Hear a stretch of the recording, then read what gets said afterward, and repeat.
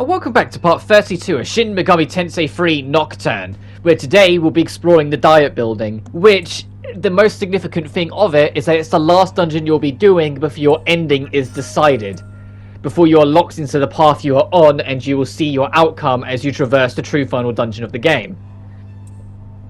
So make your choices count. If you're still unsure what ending you want to go for, or you haven't done the Labyrinth of Amara to go for True Demon, and you're going for one of the choice endings, you need to really be putting it on the table. Because, well, firstly, at this point, if you haven't gone for Isamu or Chiaki, you're too late now. If you haven't agreed with them once, you're too late. Your only option now is to either agree with Hikawa to go for Hikawa's reason ending, or if you disagree with him, you'll be on the path of either neutral or chaos, depending on whether or not you've been helping your teacher or not. The more of an effort you've been making to help your teacher, the more you'll be leaning onto neutral. The more of an effort you've been making to not help her, the more you'll lean into chaos. The chaos ending being arguably the worst ending in the game. But I'll explain more of the endings as and when we get to them, because like the neutral and chaos are kind of the most interesting endings in the game, in terms of what they mean and what they signify. Like the three reason endings, you know what they mean, because it's just the ending you're going for. It is what it is. Like, you are either siding with Isamu and his isolationism reasoning, you're either siding with Chiaki and the strong survive, the weak perish reasoning, or you're going with Hikawa's like shared hive mind reasoning. And so you get what you kind of expect from that. But outside of that, the other alternatives, the neutral and the chaos ending, because they're not associated to reason, they're, especially on your first playthrough, if you don't know them, you have no idea what to expect from those endings. So I will be talking about them as and when. I don't know when, but at some point. But now we've got our first of the 4 boss fights we'll be fighting in the diet building. Yes, you heard that correctly. It is jam-packed with bosses in here. And because there's the 3 statues in the main room, all 3 of those statues are actually alive and are concealing boss fights. But you have to proceed through the dungeon for those statues to start activating, to challenge you. To introduce the concept, the moment you go to leave the room, because all the other doors are locked, so you kind of only have one door to leave, Cert will awaken and will fight you. The biggest threat with Cert is that he has Ragnarok in this fight, the boss one, this. Because look at how much damage it does, even with its lowered stats. Ragnarok is a tier 4 fire attack. It is stronger than Argidyne. And so it is going to hit you like a goddamn truck if you let it. So your main priority, I would say, is just keep on top of physical damage, because it doesn't seem to have as much physical defense as anything else. Even if you use ice magic, which it should really take extra from, it doesn't seem to do much. So what I would do is prioritize physical damage, because besides at this point in the game, physical damage is really going to start dominating. You'll see as, like, throughout the last few pieces of the game, physical attacks will start ripping some of these bosses apart. He can use Ragnarok twice though, and if he uses them both on Demi-Fiend, well, look how much health we have. We're constantly on luck tests. If he happens to use Ragnarok on Demi-Fiend twice and it connects twice, we're in trouble. The only thing to be wary of is that every time you do go for a physical attack, it has Retaliate. Retaliate is the tier 2 version of Counter. Counter is low chance, low physical damage when hit. Retaliate is mid chance, medium damage. And Avenge is high chance, when it does heavy damage. Avenge actually being really damn good. Just to put it out there. Avenge, if you get that, that's such a, like, because it's different to how the counters work in Persona. In Persona, Counter, Counter-Strike, and High Counter, their odds are straight up told to you. It's 10%, 15%, and 20%. And the damage difference, I might be wrong on this, but it doesn't feel like it's anything, or if there is, it's only ever so slight. So, alternatively, it is literally just how high a percentage do you want your counter to kick in.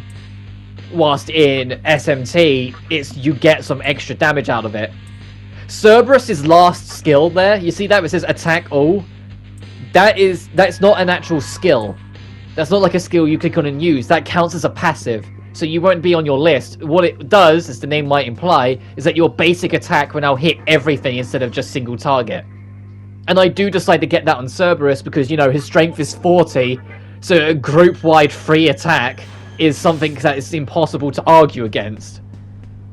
But after the cert fight, I retreat back to the terminal and save, just because I didn't want to do it again. And when you proceed through the door, as you go, you'll get a light drift, and the second statue will come alive. He did beat cert, the kid's not bad.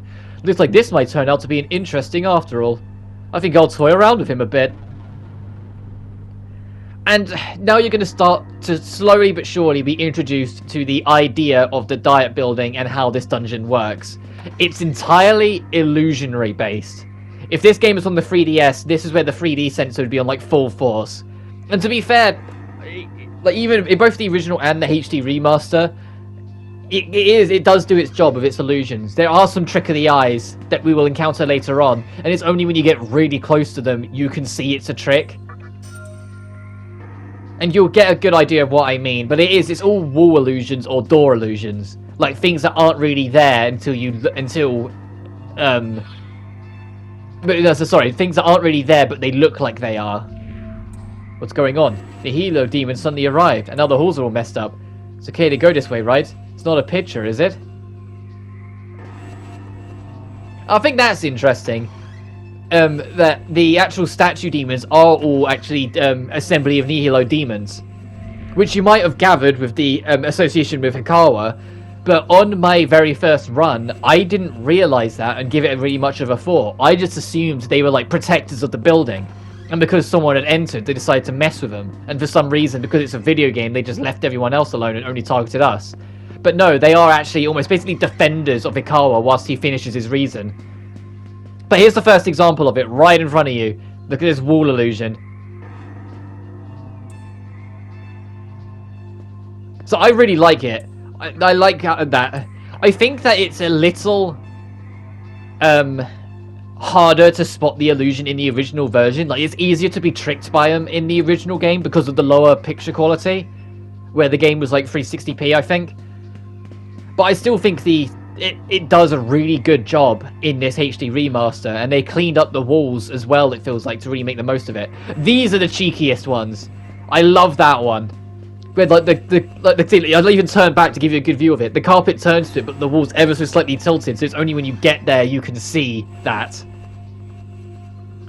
This, I believe, is also a wrong turn. Oh yeah, this is one of my favourite ones. You can already kind of see it a little bit. One of my favourite wall illusions where it genuinely looks like the corridor goes on infinitely, and it's not just a brick wall. For some reason, this Queen Mab just seems to get a lot of attacks in. But yeah, it was the same thing that, like, I think it was Kid Icarus Uprising. There was like one level that really messed with the 3D effects because you was like in a paradoxal realm, and I really like that one as well. But yeah, it's a trick painting. But if you go at it from an angle, you see it's all popping out. So that's a really clever trick. So when you're looking at it like dead on, it looks like a corridor that goes on infinitely. You can hear a voice. You fell for my trap, dumbass. Get out of here. Some wrong paths don't really lead to a trap punishment. Some do. But I showed off that one because I wanted to give you a good idea of how they work. But obviously not all of them are trap paths. The diet building's another dungeon where I honestly believe like you can feel it out. Oh, here's the fake doors. Can you see which ones are real? The ones that actually have an imprint on the wall. Like that one's definitely fake. This one's real. And there's nothing beyond the wall. I checked for fake walls. The dry traps are everywhere. And what's odd is that if you click on the wrong door, it just warps you to another fake door. So I was like, what? Well, why?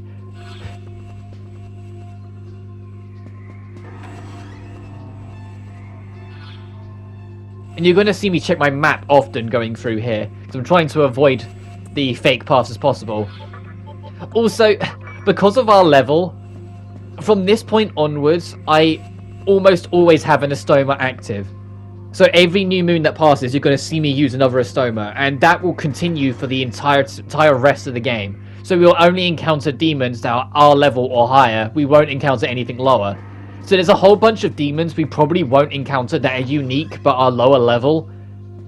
But to be honest, I didn't want to get too much more over leveled by just killing everything that came my way, and I didn't want to have to keep on running away from fights. So I just decided, you know what, I'm going to essentially go for a repel strat and just have Estoma on permanently for the rest of the run. So when we encounter enemies, it's only things like this, where they are actually a higher level than us, and so have a chance to appear. Well, I think to be more specific, they're a higher level than one of our demons. So it's whichever demon is our lowest level is probably the one letting us down. But this thing does have Megiddo, which is pretty neat. Just have a basic demon just casually carrying Megiddo. 50, yeah, Daisojo at 57 is probably the one that's causing those enemies to encounter. And to be fair, I do a little bit of demon grinding to like build up. Like I definitely build up Daisojo a bit more before the final push, because as I've said before, I want Daisojo to be endgame. If you come over here to the very end, you can unlock this door so you can get back to the save. Which, I feel terrible for making the comparison, but the idea of it being several bosses, like trick paths, and paths looping around back to the main rooms that act as a shortcut, yes, it does give me a Metroidvania kind of feel. Specifically 3D Metroidvanias like Dark Souls and Bloodborne. And I know they didn't invent it, because that's why it's called Metroidvania. It's because Metroid and Castlevania Symphony of the Night were the ones that really pushed it. Here's another fake wall that you have to actually go past to find another route.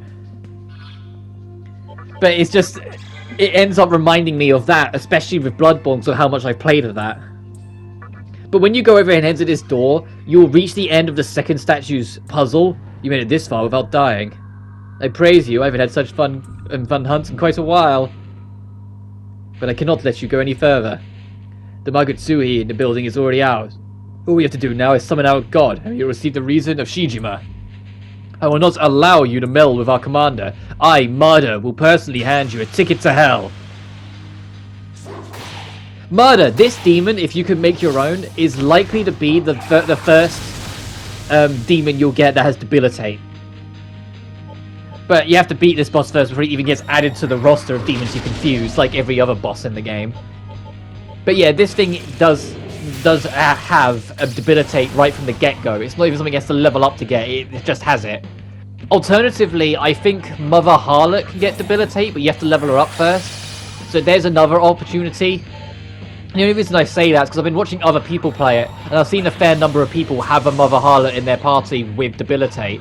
So it's like, well, you either fused it in, or you have it. But it's a bit interesting that I've seen more than one have it, so I'm going to assume that maybe it is, like it is something that's just gotten by Mother Harlot through levels and not fused in.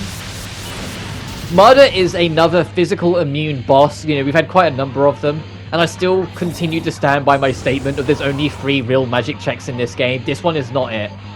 Like I said, the third one is actually the one that isn't immune to physical attacks. Because I actually find Marder to be one of the easier bosses here, because Cert's sheer power makes that fight a threat. And the third boss of the 3 is one of the most infamous bosses in this game because of absolute bullshit, especially on hard. Which, I don't want to say they fixed it in Nocturne HD, but the problem with that fight, I don't want to say because I'm not sure. I really am not sure, and I haven't seen enough evidence online to conclusively say they have or haven't. Like, I haven't seen enough footage of people fighting it on hard to say, oh, it's not gone. But at the same time, because so few people are playing this game on hard in the HD remaster, I've yet to see a run where someone has been dicked over by the next boss. And I will talk about it more when we get to it a little later on. But the main thing with Marder is that you need to swerve physical and you need to swerve fire. Everything else, though, is kind of fair game. This boss doesn't have as much health as Cert does, so it will start falling apart pretty quickly. And it doesn't quite have the buffing and nerfing appeal that a lot of other bosses have to kind of give it a bit of a safety net. And additionally, if, like me, you've just done the 4th and 5th Kalpa of the Labyrinth, you're going to be a kind of high level for this. And so Marder really isn't going to be able to do too much to you in general. I think it's a testament to how powerful Ragnarok was as a skill that Cert had, that despite how many extra levels I had, and the defensive buffs and everything else, it still did over half when it hit me.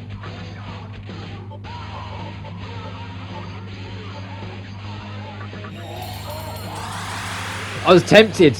I get tempted every now and then to use Preach on a boss, but it'll almost never work, so don't bother. Partway through the fight, though, Armada will summon a heal bitch, for lack of a better word. It will summon something to just kind of keep it topped up to make the fight go on longer. But it's Mediorama, and at this stage in the game, the tier 2 healing spells, regardless of whether you're using it or the enemy's using it, feel entirely useless. And oh, by the way, there he went. So there goes his healer. And it's something that will continue for the rest of the game. Any demon, whether it be normal or boss, that has a healing spell, probably won't have Dirahan and Mediarahan, because that wouldn't really be fair if they could literally fully heal several thousands of health like that. But don't assume that means bosses won't at least have Diorama.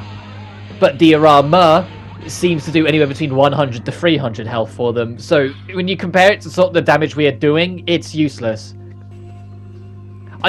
There's a slight cut there, you might have noticed. That was me quickly running back, saving, and then coming back around. Because now we're on the second floor of the central tower, so we can start circling. See that elevator over there? Hikara and the other human, a woman, took that to the top. What kind of world is Hikara planning to create? Which gives us our main goal. Opposite us in the central tower is the main lift, because I'm British, that we need to take to get out of this dungeon, to finish it. But now it's the third boss we introduced. With my magic, the halls will forever be cursed. I think that's what he said. I wasn't reading. This was a nice cheeky one. But you can see the loot. Oh, never mind. We can't reach it yet. Like, god damn it. Alright, down we go. This one is... the way this one works, compared to the second one where it's just trick rooms, is that when you take the wrong path, the path closes behind you. Or take any path, for that matter, the path closes behind you. So you're going to see here, I open the door and go, actually, no, and I go back through the door. If I proceeded forward, the wall would have closed behind me. Anytime you hear the boss talk, the statue talk, it means something has been blocked. Usually the path right behind you.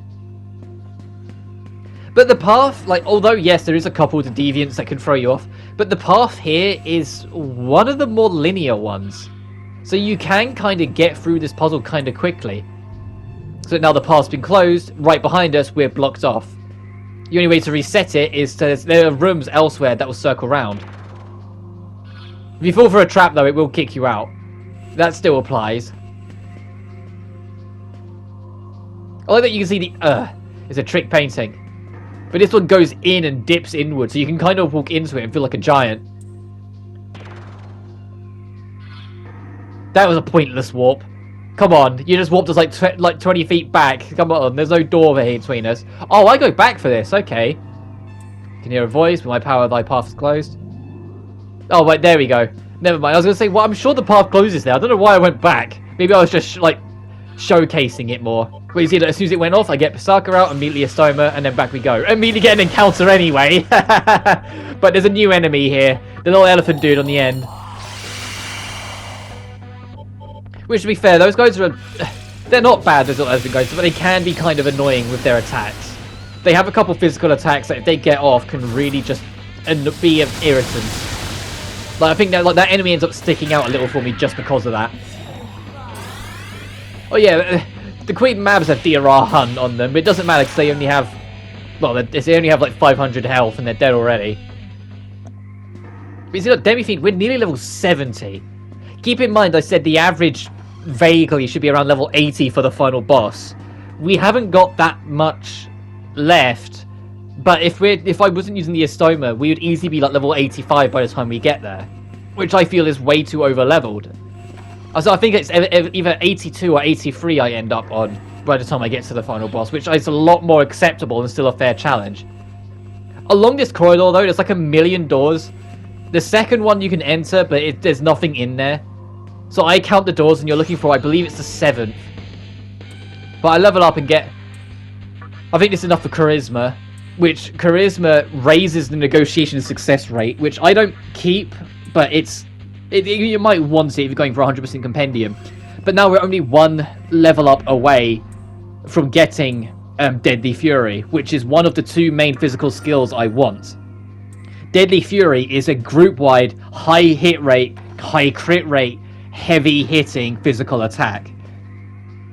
And so getting it's just an absolute screen wiper attack if you like keep it on top of your buffs and lower the enemy's defense like once. and then add a focus to it. There you go. It's an amazing skill to have.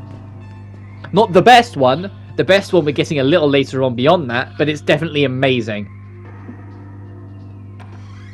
That is the correct path. It's just I'm aware that there's loot in this path, so I come back for it. Which gets us a bead, which is not bad. Because I need to definitely stockpile on my beads again after burning through so many at the start of the 4th Kalpa. Which, if you weren't interested in the Labyrinth of Amala and wanted to see the main path go on, and so didn't watch the Amala videos, which, if that's the case, that's fair enough. Essentially, there was a corridor where your health was halved every time you went into it, and I went into it accidentally not having any healer in my party whatsoever, so I used item spam to get through it. And that item spam just resulted in me burning through most, not all of, but most of my beads. But when you get here and go down this path, you're pretty much on the set path now, and you'll see that we're actually approaching the main room again. And that only leads to loot, so it's kind of annoying that gets blocked off, but just if you remember it's there for later, you can get that loot. In fact, I do go back for it. But when you come down here, if you break a right and go west, you can unlock this door back into the main room. So now you've got another path back to the main terminal. Which, this is the one I can't stress enough take, because the next boss is arguably the most infamous boss in the game. Next to Matador. And I'm not kidding. Especially on hard mode. And especially on the original version, because like I said, I'm not sure if they fixed its main problem. But firstly, we have to kind of find it, because they put one last puzzle in front of you before you can fight this boss. And if you get it wrong, you will be punished for it. You enter this room of all the statues. One of these statues is the boss. All the rest are fakes. Truth and falsity are but light and darkness. Thus thou hast the capacity to find my true self. Thou shan't escape from this labyrinth, lest thou seek the truth.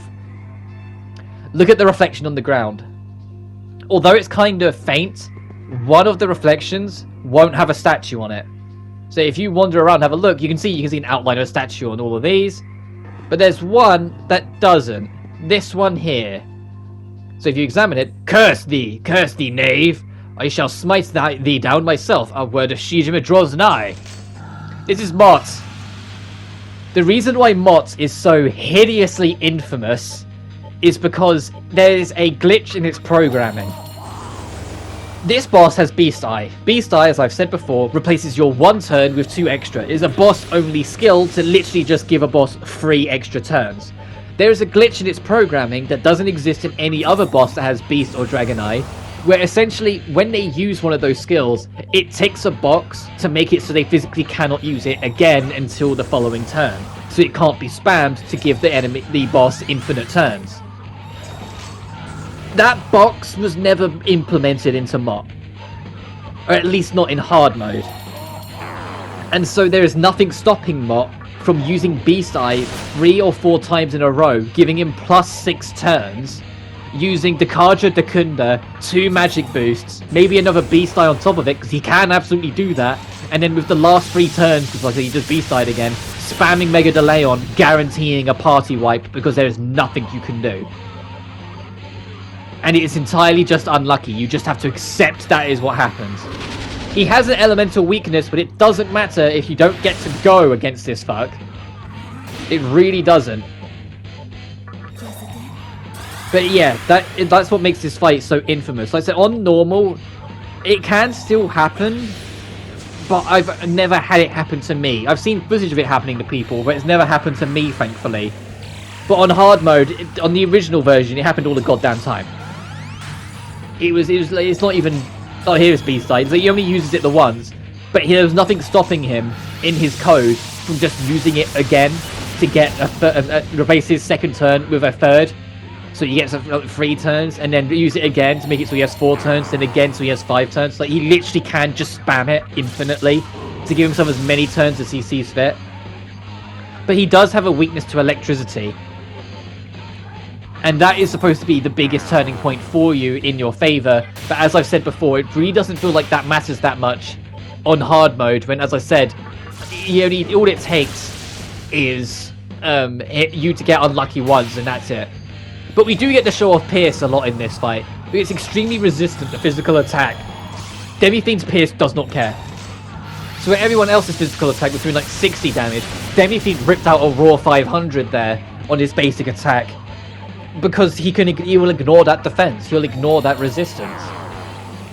So having Demi-Fiend on physical attack and everyone else on magic ends up being the way forward because Demi's gonna whack him anyway. In hindsight, I probably should have tried having Demi-Fiend punch Murder to see if that would go through. So I don't know if it's blocked or reflected on Murder. If it's blocked, it would have gone through, but if it's reflected, it wouldn't have. Not that it matters, because that fight was really easy anyway. But if you do get lucky, as a whole, this fight is pretty manageable. There's a magic attack boost followed by a Mega Delayan. Like I said, he could have made that much worse. He could have Dekunded himself first, then did a magic boost, and then did Mega Delayan. But at this point, I know this guy doesn't have that much health left, so I just push for the kill. So I'm like, the only thing that's going to kill me is if I get unlucky. He does have Avenge though, so be a little wary. But look at that, 1,294 damage. And that was just a raw strike. That wasn't a critical hit. But now, 3 of the 4 bosses in here are done.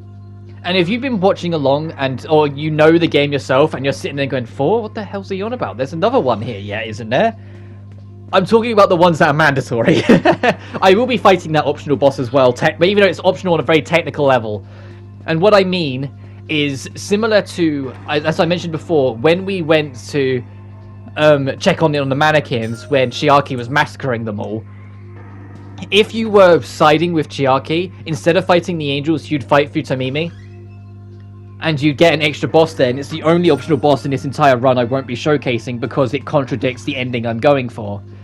However, with Hikawa, there's an optional extra boss you will fight, but only if you choose to disagree with him. If you agree with him and remain loyal to his ideals, you will not fight this boss because you're siding with him, so why would he? But if you disagree and continue to stand against him, he will put another boss against you to try and halt your progress. But when you enter and go over here, there's no more puzzles anymore. There is a 4th statue that's hidden away, and he is right here in the conference hall, the main political room of Japan, basically. O Demi-Fiend, thou hast set foot into my chamber of judgment. Hi.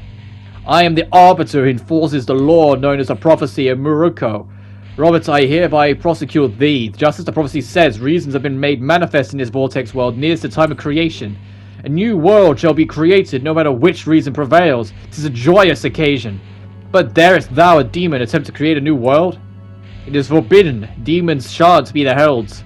Robert, it is my duty to ask thee a question to test thine alignment. Dost thou accept thou art a demon? Yes. Then, dost thou accept that thy heart is demonic? Yes. Finally, allow me to ask thee, demon. Dost thou swear not to take part in the creation? No. So I'm gonna fuck everything up. I'm siding with Lucifer. I need to stop the creation in order to allow me to side with Lucifer in the final battle.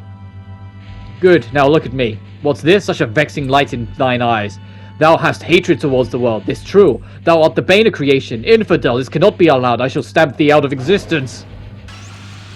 No matter what you answer, this thing will eventually fight you. But you can get some unique dialogue out of it depending on what your alignment has been and who you've agreed and disagreed with throughout the journey. But this boss is, next to Marder, the easiest one of the lot. Like, I straight up forget this boss exists every single playthrough. And I wish I was kidding. Like, the gauntlet that is the Diet Buildings boss run doesn't feel like too much of a gauntlet because the only 2 real threats is the 1st and 3rd one. Cert because of the high damage and Mott because of RNG bullshit. But Marder is a joke and this fight just doesn't really, like, isn't really on the scale. The fact that we're on the 4th boss and we're not even half an hour into this video kind of proves my point about how quick a lot of these are. And this boss, as far as I'm aware, isn't even really immune to much. Like, it doesn't have like a physical resistance or an immunity to an element or anything that really helps give it a chance. It does have Holy though, which is worrying. So you might want to equip a Magatama to deal with that beforehand.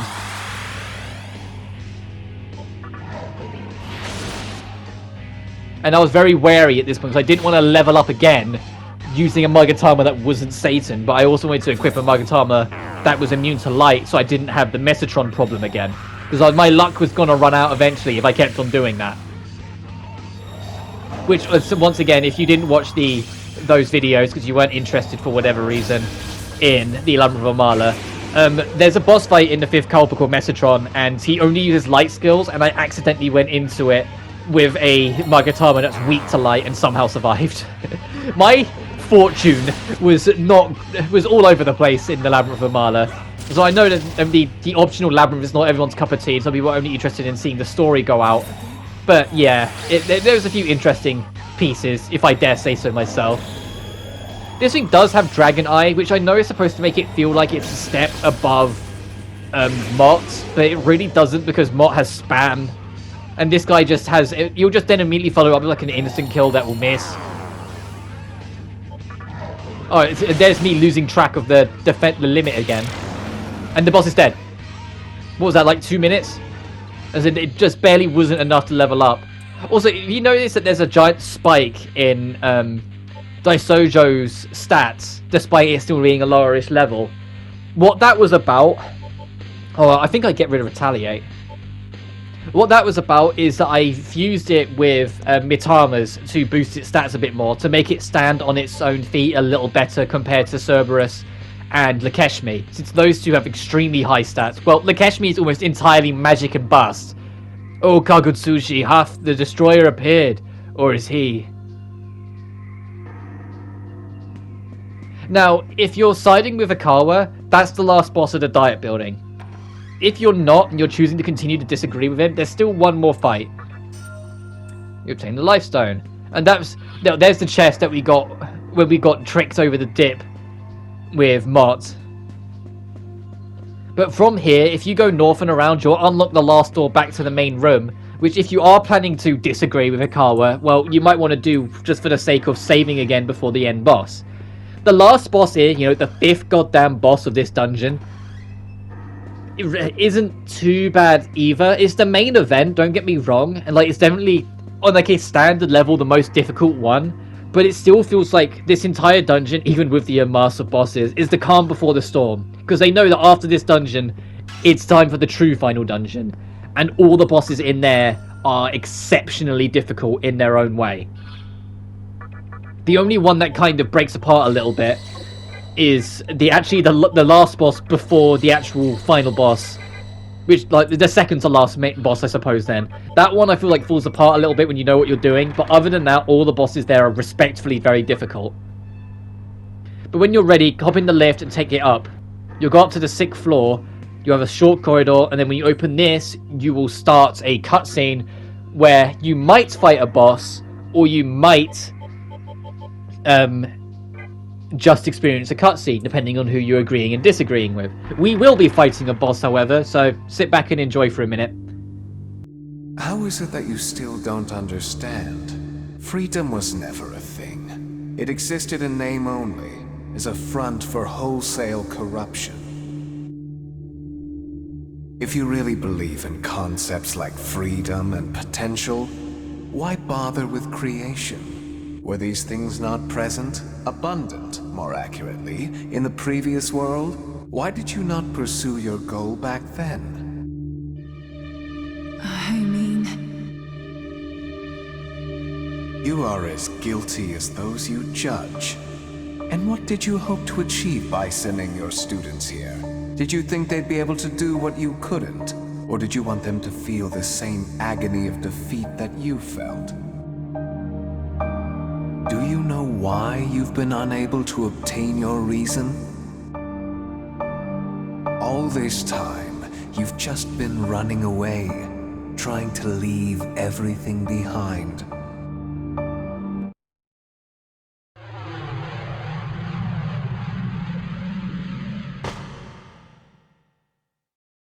Tell me the truth. Do you really believe in freedom?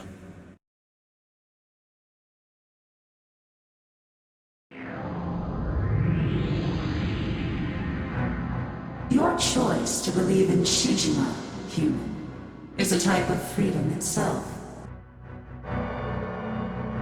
You must be Aradia, the outsider.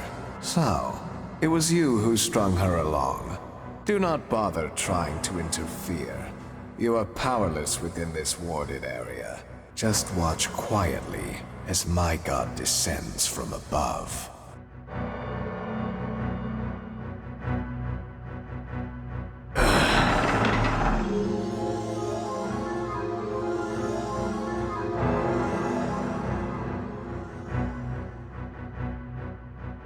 This land will be no more.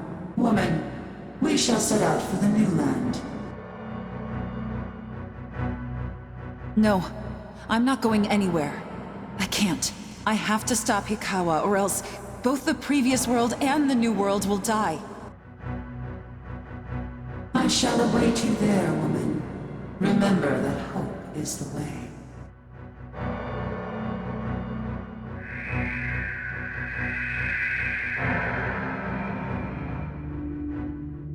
How pitiful. Deceived and now abandoned by a false god. This space will soon be consumed by the void. Now, sacrifice yourself to my god and fulfill your duty as the maiden. Who disturbs us? It is the demi-fiend who steps into my sanctum. I don't know what you were thinking, but I have no intention of fighting you. Now, I'd appreciate it if you'd stand aside and cease with the interruptions. I am deeply disappointed in you. How can you allow yourself to be swayed by this woman? I've left you alone thus far, but now there is no point in letting you live. My faithful servant Samael will take care of you.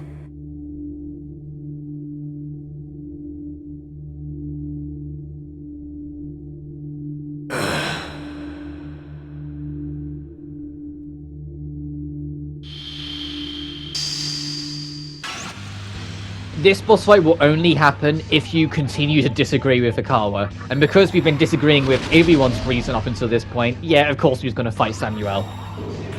To be fair, I like this boss. I like the design, specifically. Like, the boss itself is... It has an interesting idea, but it's not that special. But the actual design of this thing, I love. It's just this giant snake with endless wings. And it becomes this one shared beast at the end. I just think it's... No, maybe it's just me, my simple taste, but I just think it's really cool. But like most of the fights in the Diet Building, you should be in a pattern now, and I know I'm saying it a lot, but you should be in such a pattern with your stat and setup that this fight isn't too troubling. It has Retaliate, which is something to be wary of. That's like mid-physical damage with mid-chance after a physical. But that's like one of the most worrying things you're going to have, and that's really not saying much. God's Curse exists, though, which will attempt to inflict a random status condition on everyone. And that's the thing that will kind of make the definition of this fight, and can really turn it on its head if you don't have a way of dealing with it, or have more people that are immune to it. Like, if you have a whole party that can be hit by it, and no prayer/salvation, this fight will become a nightmare for you. But because Daisojo is always going to be immune to it, even if everyone else gets caught, we can just prayer it off with Daisojo. It just becomes a matter of making sure he has enough MP to do so. On off turns, when Samuel believes that you can't really do anything anyway, he will start buffing himself excessively, mostly in his defense, but he will alternate with other stats later on as it goes. And here comes another one. And because it misses and it goes to one left, he immediately Beast Eyes so you can get some more defense boosts. This fight can end up dragging sometimes if you don't have any good defense lowering skills. And because I'm having Daisojo using prayer every other turn because of God's Curse, we're getting less in. Alternatively, if you're bold enough to take the risk, bring a demon with Taunt with it. Taunt will lower its defense by 2 levels, even if the compromise becomes that it increases their attack by 2 levels as well. It puts them into like a berserker state. So if you have another demon with Warcry as well, it's not too bad, but that is a wary strategy you need to be careful of. And here comes another Beast Eye, where it'll boost its defense again.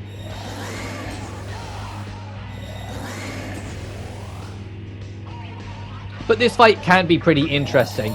The status conditions seem to be kind of consistent, weirdly, in the sense of Demi-Fiend always gets charmed and Cerberus always gets confused in this fight, and it's never anything else. So I'm like, it is supposed to be random, I'm sure it is. Like, why is it those specifically? But since it keeps on buffing its defense, I decided, you know what, fine, I'm just going to meet fire with fire and start boosting my attack to mitigate it.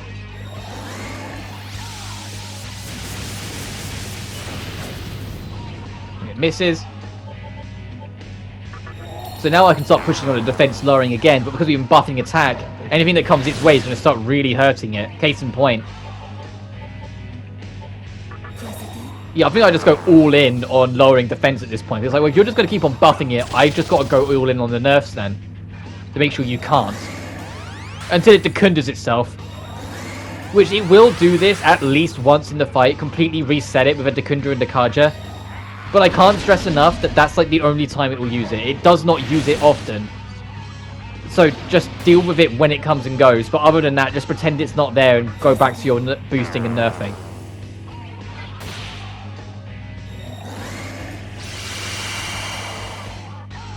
Oh, there we go. He actually broke the pattern then. He actually put Demi-Fiend to sleep for a change instead of it. But Cerberus is still confused. So it still feels somewhat patented. It's just odd that it was like the same conditions like time and again in a row.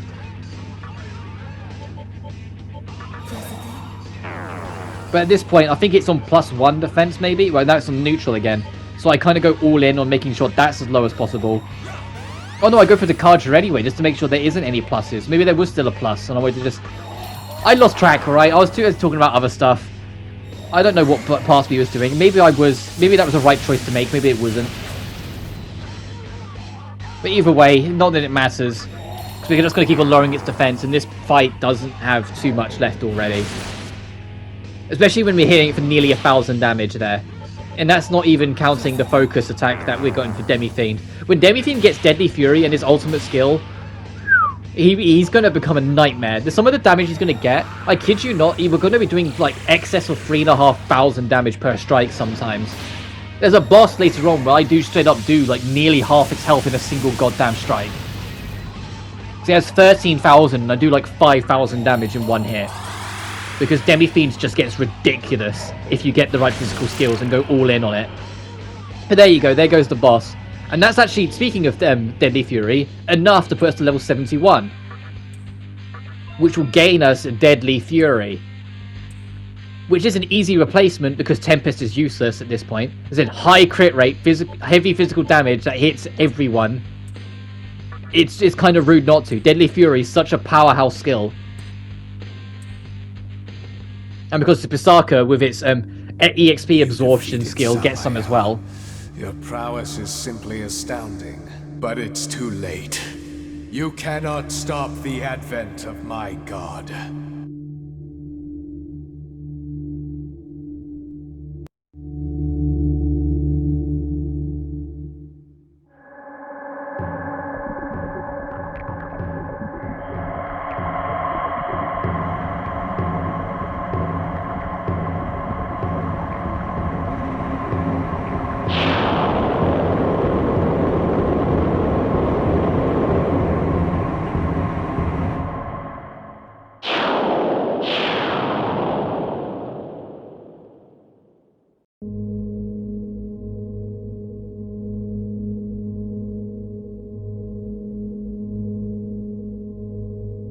Behold, I wield the power of Aranon, god of the void. I shall create a new world, the kingdom of stillness.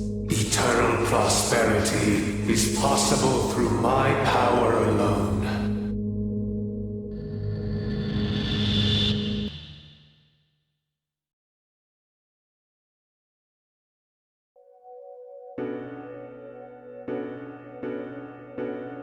Listen to me. One last time.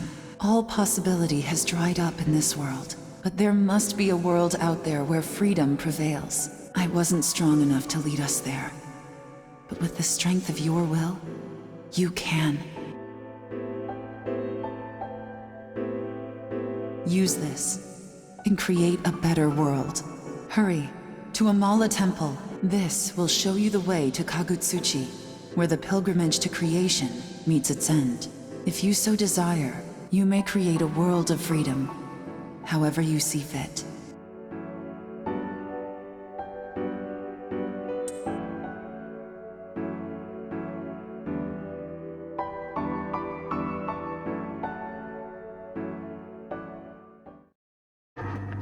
And not just like that, all three reasons have now been finalized. We have seen Noah, we have seen the Baal Avatar, and we have now seen Ahriman.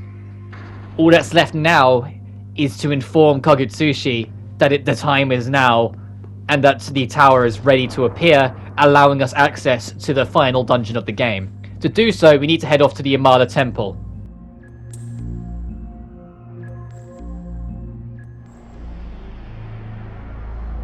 The time has finally come.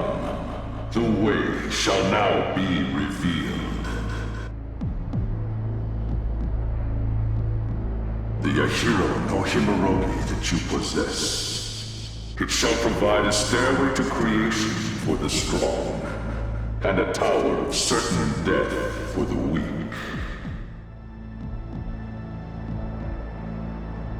Fate awaits you within. If it is your will, then go inside.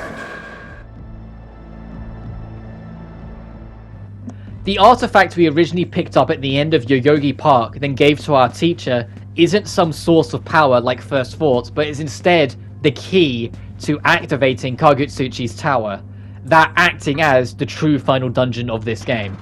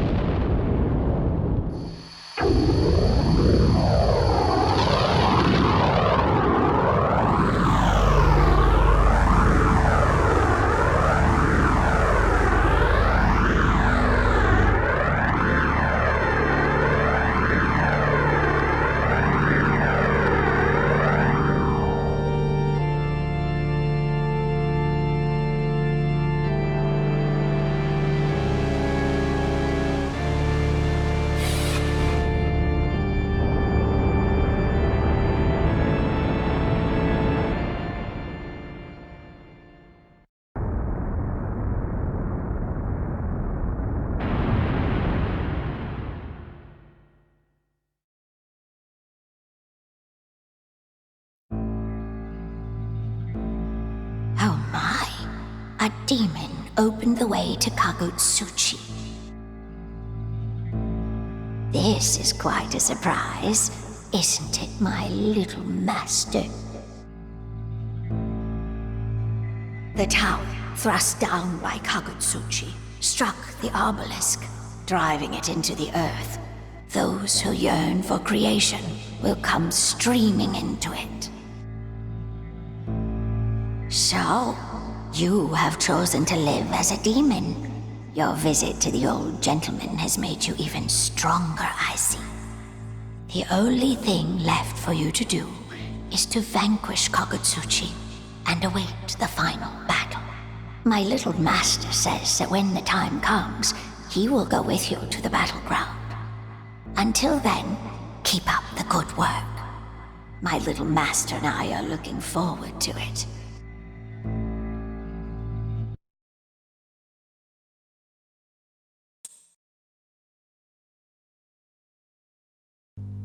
And now our ending has been decided. Our path to the end has been opened.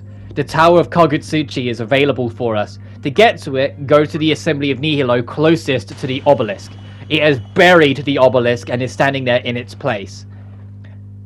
And next time on Shin Megami Tensei 3 Nocturne, we will begin our ascension of said tower.